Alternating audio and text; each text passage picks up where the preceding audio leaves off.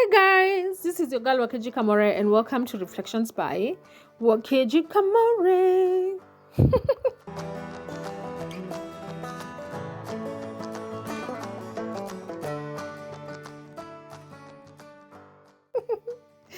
Hope that you guys are doing well. Today we are going to be looking at Psalms chapter 45. I'm going to be reading this chapter from the Amplified Bible version, and I'm going to be, just giving a summary of what's happening in this chapter, and also just speaking about the lessons that I have picked up from this chapter. Again, if you haven't read the chapter, be obedient. Just pause this recording, read the chapter for yourself, understand what's happening in this chapter, and then you can come back, listen to me as I read it. It's almost like you're getting like double blessings, double revelation from the chapter, because the Lord will speak to you. Even as you engage with it personally, the Lord will speak to you. And even as you come to listen, the Lord will still speak to you. So why not get double instead of getting single? All right, I hope that you guys have paused and read the chapter for yourself. And so now let's get into this. So in the Amplified Bible, the title of this chapter is A Song Celebrating the King's Marriage. It was written to the chief musician. It was set to the tune of lilies, a psalm of the sons of Korah. So it was written by the sons of Korah. It's a skillful song or a didactic. Me, I'm assuming that's a poem, because it says or reflective poem. It's a song of love. All right, let's read. It says, "My heart overflows with a good theme. I address my psalm to the king. My tongue is like a pen of a skillful writer. You are fairer than the sons of men. Graciousness is poured upon your lips. Therefore God has blessed you forever.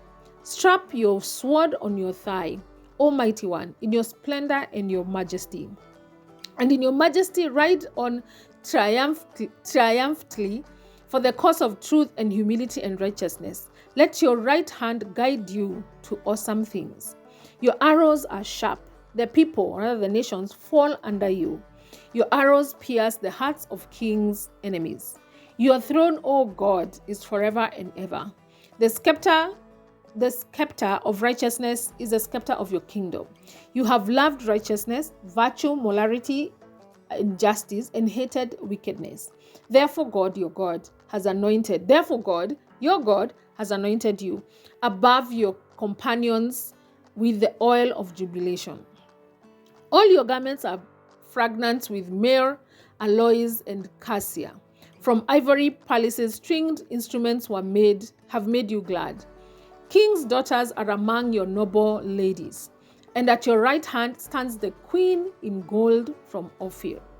Hear, O daughter, consider and incline your ears to my instruction. Forget your people and your father's house." That will be like the key for our lessons today. It's almost like, let go of the loyalties that you had for your people and for your father's house. Then the king will desire your beauty because he is Lord. Bow down and honor him.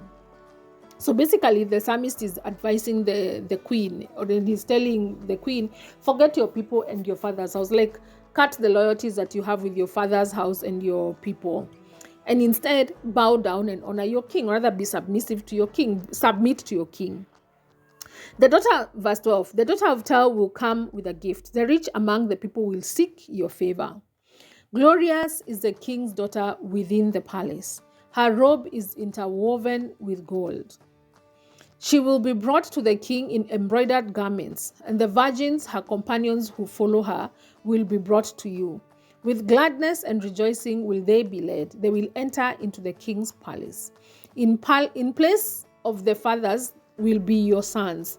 You shall make princes in all the land. Basically, the Lord is going to bless you with children who will become princes.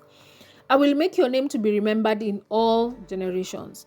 Therefore, the people will praise you and give thanks to you forever and ever. All right. So this psalm is about a king and his bride. The specific king this is being written about is not named in this chapter, but it is clear that there's also a prophetic twist to it. It's almost like it's prophetically written about Jesus, the Messiah. So the first section of Psalms chapter 45 praises the greatness of the king. The psalmist wrote that the king was more handsome than any other man. He was blessed with splendor and majesty. He saddled his horse to fight for truth, for meekness, and for righteousness. And his enemies were not comparable to him in battle. In verse 6, the psalmist refers to the king as God, saying, "Your throne, O God, is forever and ever. The scepter of your kingdom is a scepter of uprightness or righteousness." And that's why the Bible scholars suggest that this was a prophetic psalm about Jesus the Messiah. Because how can an earthly king be described as God? You get? All right. So the psalmist then turned to address the king's bride. He offered her guidance on how to have a blessed marriage. He advised her to let go of her loyalties to her own people and her father's house and give herself wholeheartedly to her new role as a queen, and for her to submit to the king and bow to him. And as queen, she would receive many gifts. Foreign nations would, seek her favor. She would be glorious in her robes of gold. She would be blessed with sons who would become princes. And of course, she would have like a legion of virgins just being like her companion or her bridesmaids, almost like bridesmaids. You see, the thing is, we also see that the psalmist concluded with one final blessing. And it is written, "I will cause your name to be remembered in all generations, and therefore all generations will praise you forever and ever." If we are to assume that this psalm is prophetically pointing to Jesus, that would make Jesus the king, and we would be the church, who is Jesus' bride. And as the king's bride, we are counseled, or rather we are advised, we have been told to consider this in the psalm, that we are to forget our past loyalties and give ourselves wholeheartedly to our king. And that brings me to just the reflection question for today. Which loyalties am I yet to let go? Which loyalties am I yet to let go, so then I can give myself fully to the king, so that I can give myself fully to Jesus? Am I loyal to relationships? Am I more loyal to relationships, to career, to social status, to making wealth and trying to, omoka in this life, more than I am loyal to my King Jesus? How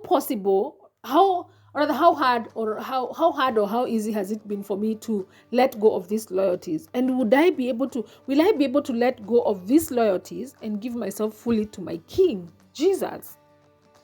Let me tell you guys, let me just give you like a simple answer to this question. I feel like there's some loyalties that I haven't completely fully given up. I feel like sometimes making money and kuomoka sometimes can feel more important to me than, being loyal to my King Jesus. And those are the things that I'm talking about. Like, what are some of those things? Sometimes we find ourselves in bad relationships, in really like horrible relationships, and we are so stuck there, and we have put all our loyalties there that we can't even listen to Jesus. We can't even listen to the word of God, who says you can't be with that person. Even when God comes and says you can't be with that person, But are we willing to listen? Are we willing to say, okay, fine, I've listened to you, Jesus, let me just, end this? Or are we loyal to whatever feeling it is that we are feeling when we're in that relationship? Are we loyal to whatever feeling it is that we are feeling when we're in that career, even when you know that it is not pleasing to God? So my question is, again, which loyalties are you yet to let go, so that then you can give yourself fully to the King? Are you loyal to other things more than that you are loyal to God? Are you loyal to relationships, to career, to social status, to making wealth, to, just other things in life, more than you are loyal to the King? And would you let go of those loyalties and give yourself fully to the King? In this Nini being Jesus Christ, the Messiah. That's a difficult one, let me tell you guys. It's not as easy to let go. Dying to self is not as easy as it sounds. It's not easy. It's a journey that you have to keep on going on. It's a journey that we are literally on. So my prayer is that the Lord will help us to be able to just cut ties and cut these loyalties and fully give ourselves to Jesus Christ, and fully give our lives to, whatever it is that Jesus Christ wants to achieve through us in this life. That's my prayer for us. Thank you so much for listening.